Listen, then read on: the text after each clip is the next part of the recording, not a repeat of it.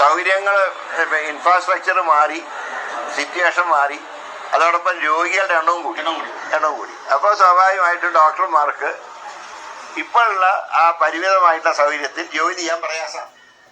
അതുകൊണ്ടാണ് എന്റെ പ്രിയ സുഹൃത്തുക്കളെ, എന്തുകൊണ്ട് ഹോസ്പിറ്റലുകളിൽ എന്ന് വെച്ചാൽ നമ്മുടെ ഗവൺമെന്റ് ഹോസ്പിറ്റലുകളിൽ എന്തുകൊണ്ടാണ് ഈ അടുത്ത കാലത്ത് ഏറ്റവും കൂടുതൽ രോഗികൾക്ക് അപകടം സംഭവിക്കുന്നു എന്ന് വെച്ച് കഴിഞ്ഞാൽ, എന്തുകൊണ്ട് ഈ മെഡിക്കൽ നെഗ്ലിജൻസ് കൂടുതലായിട്ട് നടക്കുന്നു എന്നതിന് ലോകം മുഴുവൻ അത്ഭുതപ്പെടുന്ന ഒരു ഡയലോഗാണ് നമ്മുടെ ആരോഗ്യമന്ത്രിയുടെ വായിൽ നിന്ന് വരുന്നത്.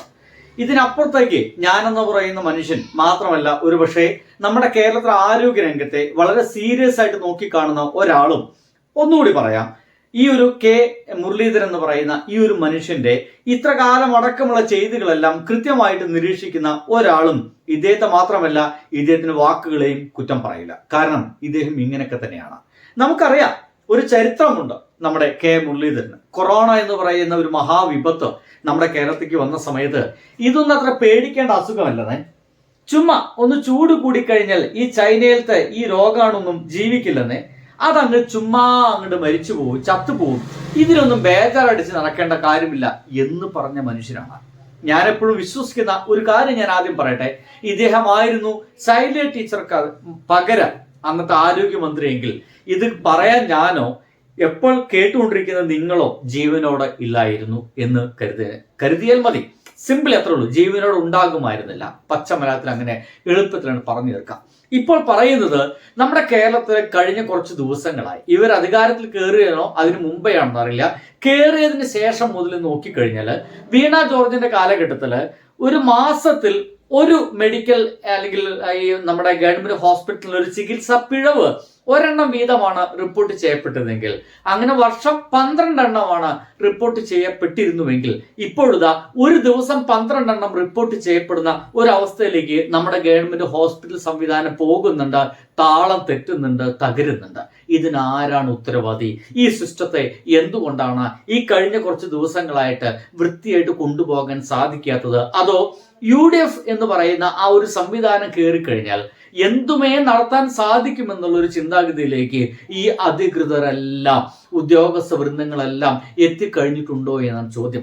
ഇതിന്റെ ഭാഗമായിട്ട് ഒരു ചോദ്യം ചോദിച്ചതാണ് നമ്മുടെ കെ മുരളീധരനോട്. നമ്മുടെ മാധ്യമങ്ങള് ചോദിച്ചൊരു ചോദ്യത്തിന് അത്ഭുതകരമായിട്ടുള്ള ഒരു ഉത്തരമാണ് കേട്ടത്. നിങ്ങൾ ആ ഉത്തരം കേൾക്കണം, എന്നിട്ട് നമുക്ക് ബാക്കി വർത്തമാനം വൃത്തിയായിട്ട് പറയാം.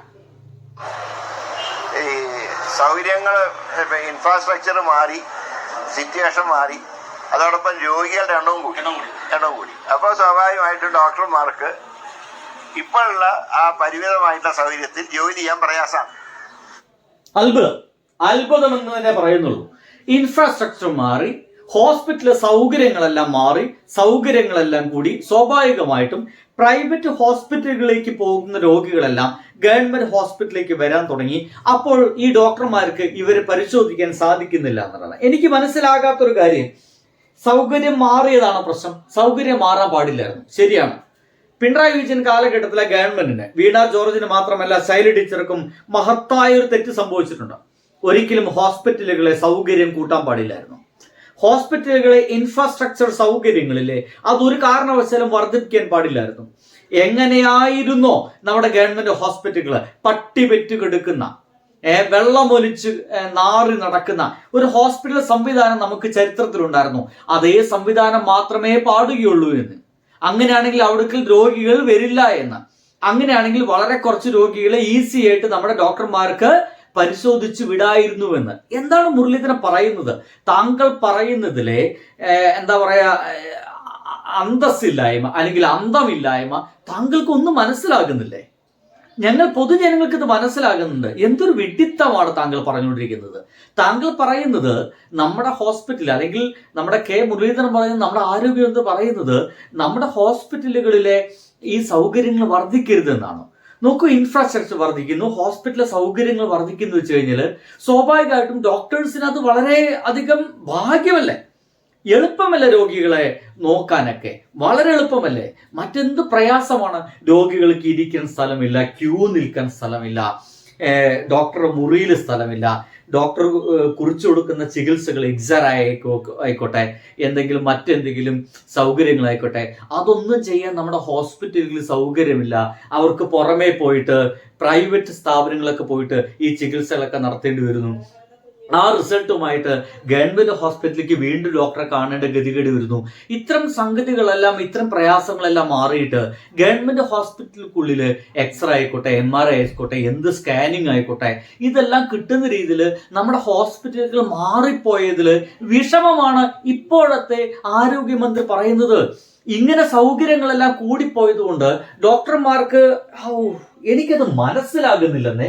എന്താ ഇദ്ദേഹം പറയുന്നേ? നിങ്ങളൊന്ന് കേട്ടിട്ട് നിങ്ങൾക്ക് മനസ്സിലായ രീതിയിൽ എനിക്കൊന്ന് പറഞ്ഞു തരണം. ഈ സൗകര്യങ്ങൾ, ഇൻഫ്രാസ്ട്രക്ചർ മാറി, സിറ്റുവേഷൻ മാറി, അതോടൊപ്പം രോഗികളുടെ എണ്ണവും കൂടി. അപ്പോൾ സ്വാഭാവികമായിട്ടും ഡോക്ടർമാർക്ക് ഇപ്പോഴുള്ള ആ പരിമിതമായിട്ടുള്ള സൗകര്യത്തിൽ ജോലി ചെയ്യാൻ പ്രയാസമാണ്.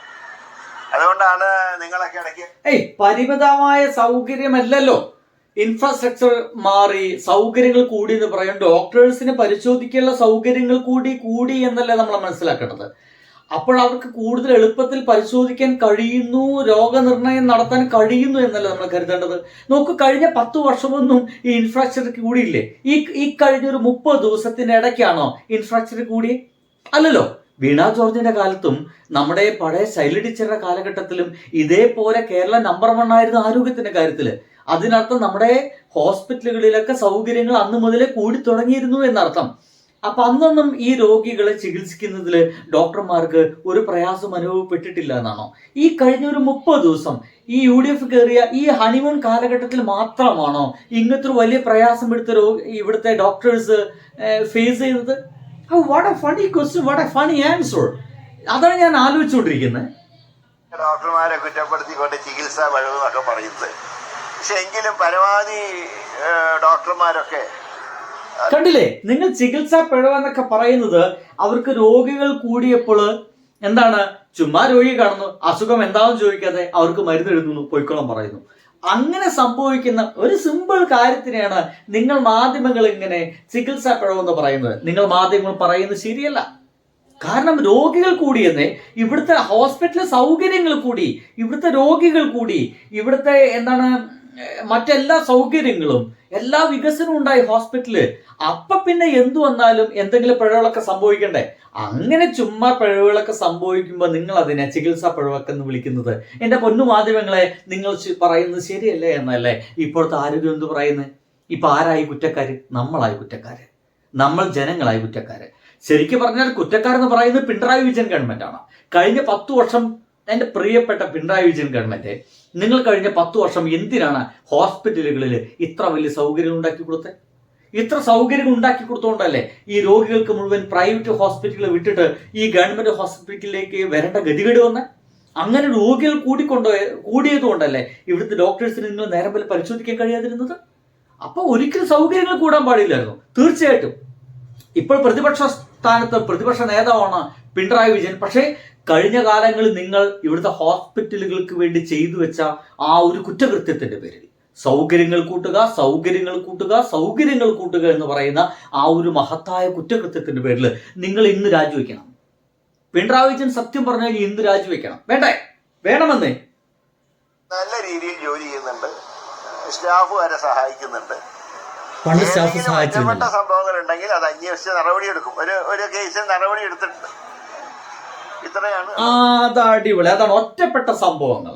അതായത് കഴിഞ്ഞ ഒരു 30 ദിവസത്തിനിടയിൽ നമ്മുടെ കേരളത്തിൽ അങ്ങോളം ഇങ്ങോളം നടന്ന മരണങ്ങൾ, ഹോസ്പിറ്റലുകളിൽ, നമ്മുടെ ഗവൺമെന്റ് ഹോസ്പിറ്റലിൽ നടന്ന അനാസ്ഥ പോലുള്ള മരണങ്ങളെല്ലാം ഒറ്റപ്പെട്ട സംഭവങ്ങളാണ്. ഒരു രോഗിയുടെ കോഴിക്കോട് എങ്ങാണ്ട് ഒരു കുഞ്ഞിന്റെ പ്രസവത്തിന്റെ ഭാഗമായിട്ട് പുറത്തേക്ക് എടുക്കുമ്പോൾ കയ്യ് പൊട്ടിപ്പോയത് ഒറ്റപ്പെട്ട സംഭവമാണ്. നമ്മുടെ പൊന്നാനി ഹോസ്പിറ്റലുകളിൽ പാമ്പ് കടിയേറ്റതിന് ശേഷമുണ്ടായ ഒരു വലിയ വേദന സഹിക്കാൻ വയ്യാതെ ഒരു രോഗി അവിടെ പോയപ്പോൾ ഇറങ്ങിപ്പോവാൻ പറഞ്ഞത് ഒറ്റപ്പെട്ട സംഭവമാണ്. ഏതൊരു കറ ചികിത്സയ്ക്കോ മറ്റോ പോയ ഒരു രോഗിയെ മാറിയിട്ട് എന്തോ ചികിത്സ കൊടുത്തതിന്റെ ഭാഗമായിട്ട് മരണപ്പെട്ടത് ഒറ്റപ്പെട്ട സംഭവങ്ങളാണ്. എൻ്റെ പൊന്നു സുഹൃത്തുക്കളെ, ഇതേപോലുള്ള ഒറ്റപ്പെട്ട എന്ന് പറയുന്ന സംഭവങ്ങൾ തന്നെയാണ് കഴിഞ്ഞ 10 വർഷത്തിനുള്ളിൽ നടന്നത്. 10 വർഷത്തിനുള്ളിൽ 10 എണ്ണമായിരുന്നെങ്കിൽ ഈ കഴിഞ്ഞ 30 ദിവസത്തിനുള്ളിൽ 10 എണ്ണമാണ്. എവിടെയാണ് പ്രശ്നം, എവിടെയാണ് സിസ്റ്റത്തിന് പ്രശ്നം സംഭവിച്ചിട്ടുള്ളത്? അപ്പോഴും ഇതിനെ വന്നിരുന്ന് ഇത്തരം ഉഡായ്പ ന്യായീകരണങ്ങൾ പറയുമ്പോൾ എൻ്റെ പ്രിയപ്പെട്ട മാധ്യമ പ്രവർത്തകരെ, നിങ്ങളെന്താ പഴം വിഴുങ്ങിയിരിക്കുകയാണോ? Don't you have questions to ask? My goodness. എണ്ണം കൂട്ടാനുള്ളത് മുഖ്യമന്ത്രിയായിട്ട് ആലോചിച്ച് ഫിനാൻസ് അധികമാണല്ലോ, ഫിനാൻസ് കൈകാര്യം ചെയ്യും. കുറച്ച് ഫണ്ട് തവണ കൂടുതൽ ആവശ്യപ്പെട്ടിട്ടുണ്ട്. അത് ഞങ്ങൾ CM-നോട് ആവശ്യപ്പെട്ടിട്ടുണ്ട്. അടിപൊളി. എന്തായാലും ഇത് മുഖ്യമന്ത്രിയോട് ആവശ്യപ്പെട്ടിട്ട് അതിന് വേണ്ട സൗകര്യങ്ങളൊക്കെ ചെയ്യും. ഏതിനാണെന്നറിയില്ല. ഇദ്ദേഹത്തെ തീരെ വെച്ച് നോക്കുകയാണെങ്കിൽ സൗകര്യങ്ങൾ കൂടിയതാണ് പ്രശ്നം. അപ്പൊ ഇനിയിപ്പോ സൗകര്യങ്ങൾ കുറയ്ക്കാൻ വേണ്ടിയിട്ടുള്ള സഹായമായിരിക്കും ഒരു പക്ഷേ ചിലപ്പോൾ ആവശ്യപ്പെട്ടിട്ടുണ്ടായിരിക്കാനുള്ള സാധ്യത കൂടുതൽ. വാവ്, വാട്ട് എ ഫണി അല്ലേ? അടിപൊളി. അനുഭവിച്ചോളി മക്കളെ.